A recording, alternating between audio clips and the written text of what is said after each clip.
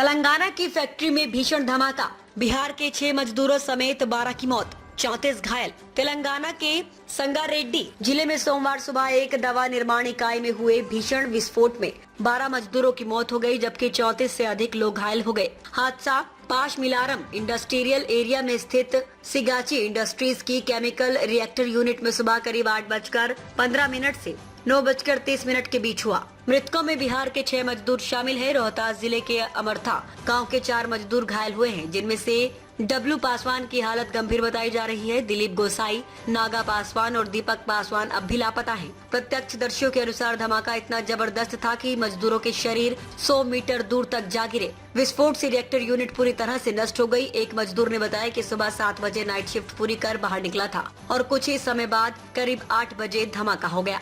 एक महिला परिजन ने बताया कि उनके परिवार के 4 सदस्य बेटा, दामाद, जेठ और देवर फैक्ट्री में काम करते थे, जिनमें से 3 सुबह की शिफ्ट में मौजूद थे। फैक्ट्री में मोबाइल फोन जमा करा लिया जाता है, जिससे संपर्क नहीं हो पा रहा है। मुख्यमंत्री नीतीश कुमार ने मृतकों के परिजनों को 2 लाख रुपए और घायलों को 50,000 रुपए की सहायता की घोषणा की है।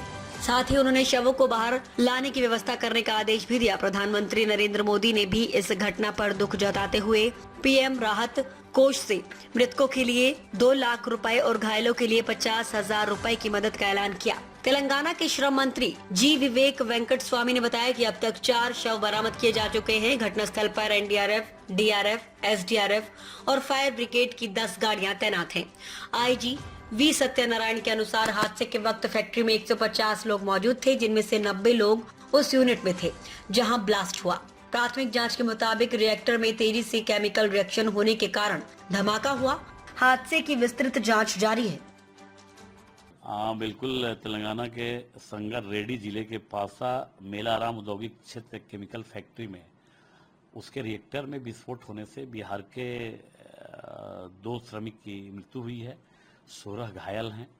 माननीय मुख्यमंत्री जी के निर्देश पे हम लोग कमेटी बनाएंगे और कमेटी जाके वहाँ जांच करेगी तेलंगाना में फैक्ट्री में, और जांच करने के उपरांत जो रिपोर्ट आएगा, चाहे उसमें जिसकी लापरवाही होगी या फैक्ट्री ऑनर की लापरवाही होगी या किसी की भी लापरवाही होगी, उस पर कानूनी कार्रवाई करने के लिए हम लोग जिससे भी बात करनी होगी, या तो भारत सरकार से बात करनी होगी या फिर वहाँ तेलंगाना की सरकार से बात करनी होगी। हम लोग सभी अपने बिहार के श्रमिकों को न्याय दिलाने के लिए हम लोग कानूनी कार्रवाई भी करेंगे, जिससे बात करनी होगी उससे बात भी करेंगे, और बिहार प्रवासी दुर्घटना योजना के तहत अपने जो मृत श्रमिक हैं उनके परिजनों को 4-4 लाख रुपया देने का हम अनुदान भी हम लोग। डेड बॉडी अभी लेटेस्ट अभी तत्काल जो अभी सूचना मिली है उसके अनुसार परिजन को हैंड ओवर अभी नहीं हुआ है। अभी शाम तक हैंड ओवर होने की सूचना है। शाम तक हैंड ओवर हो जाएगा तो कल तक डेड बॉडी पटना पहुंचने की संभावना है। उनके घर तक बिहार सरकार उनकी डेड बॉडी वहां से लेके वहां यहाँ आने तक का खर्चा और श्रमिक के घर पहुंचाने तक का खर्चा सब बिहार सरकार वहन करेगी। नरेंद्र मोदी का पोस्टर लगा है जेडीयू का। अरे देश के यशस्वी प्रधानमंत्री हैं तो नरेंद्र मोदी जी का फोटो तो राजद के कार्यालय में भी लगना चाहिए।